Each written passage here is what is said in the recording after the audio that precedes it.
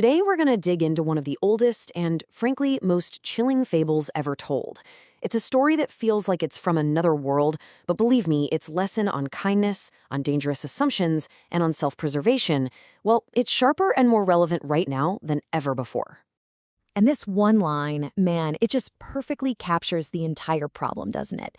It forces you to ask this really uncomfortable question. Can our own compassion, our warmth, sometimes unleash a danger that the cold was rightly keeping in check? All right, so let's start with the story itself. This comes to us all the way from ancient Greece. And you have to understand, Aesop wasn't just telling bedtime stories. He was delivering these profound, often brutal lessons about how things are, about the unchangeable nature of things. And this one is one of his most stark. So picture this. It's a bitter, cold winter morning, and our main character, a farmer, is out and about and he comes across a snake. It's completely frozen, stiff, looks pretty much dead. It's a picture of total vulnerability, right?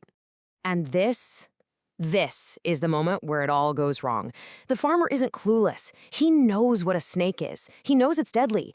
But his pity, his compassion, it just overrides his common sense. He sees a life in peril and decides to act, offering his own body heat and bringing this danger, literally, close to his heart.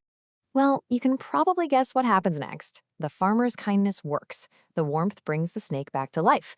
But its first act upon feeling its strength return isn't gratitude. No, it's just instinct. It turns and delivers a fatal bite to its savior. So as he's dying, the farmer basically spells out the moral of the story for us himself. It's tragic, it's direct, and you're not gonna forget it. He paid with his life to learn this lesson. Don't waste your pity on a creature whose nature is to harm you. Okay, so what are we supposed to take from this? It's really important to get this right. This fable is not an argument against being kind. It's a warning about a very specific kind of kindness. That dangerous belief that our good intentions can magically change the fundamental nature of someone else. And this brings us to a key idea we're going to call deadly design. The story isn't saying the snake is evil. Evil implies a moral choice, a decision to do wrong. The snake doesn't have that. It's just acting on its programming. Its very nature, its design, is to strike. It can't be anything else. So here you have this total clash of realities. On one side, you've got the farmer, who's all about compassion, nurture, and, let's be honest, a good bit of naivete. And on the other side, you have the snake, running on pure instinct, nature, and that deadly design. They are operating from two completely different playbooks, and that's exactly why it ends in tragedy. And this is the real question the fable shoves in our face. Why do we do this? Where does this impulse come from? This belief that our empathy is like some kind of magic acid that can just dissolve another being's fundamental programming. Is it hope? Is it arrogance? It's something we really need to think about. Okay, so let's stop talking about fables and farmers for a minute. Let's bring this ancient story right into your life, right now. Because this whole dynamic, the farmer and the snake, it doesn't just happen in some frozen field. It happens in our offices, in our friendships, and yeah, even in our own families. I mean, just think about it, because we've all seen this movie before, right? Maybe we've even been the star. In your personal life, it's that belief that your love can fix a partner who is clearly manipulative. You keep offering your warmth, and you just keep getting bitten. Or maybe it's interpersonal, lending money or support to that same friend who has a long history of betrayal, hoping that this time they'll be different. They just use your warmth to get strong enough to exploit you again. And in the professional world, it's defending a colleague you know is a backstabber, only to have them strike at your own reputation to get ahead. The pattern is always the same. You play the farmer and they play the snake.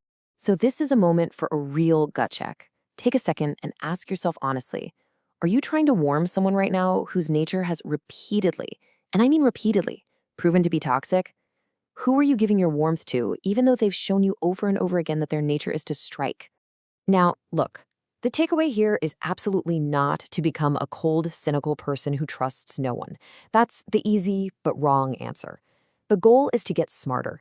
It's to elevate our compassion to a higher level. The highest form of mercy isn't blind, it's discerning, it's wise.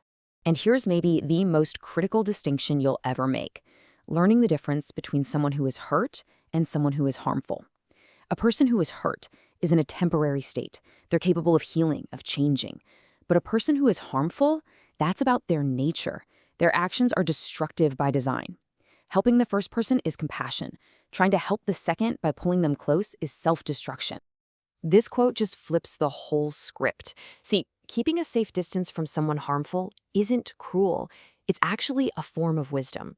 It's a kindness to yourself for sure, but it's also a kindness to everyone else they might hurt if you use your warmth to help them recharge. So what do you do? How do you actually put this into practice? You adopt a new mindset, a new set of personal rules. First, I am wise in my compassion and guarded in my mercy. Second, I honor the nature of others by keeping a safe distance. That means seeing them for who they are, not who you wish they were. 3, I do not seek to change what is designed to strike. You have to let that project go. And finally, and maybe most importantly, I protect my warmth for those who will nourish it. Save your precious energy for the people who will value it, not use it as fuel to bite you. And that's really what it all boils down to. Be generous, be kind, be loving, but be wise. Your warmth, your compassion, it's a sacred gift. Don't offer it to a thing. Keep that close, personal space for the people who have a heart that beats just like your own.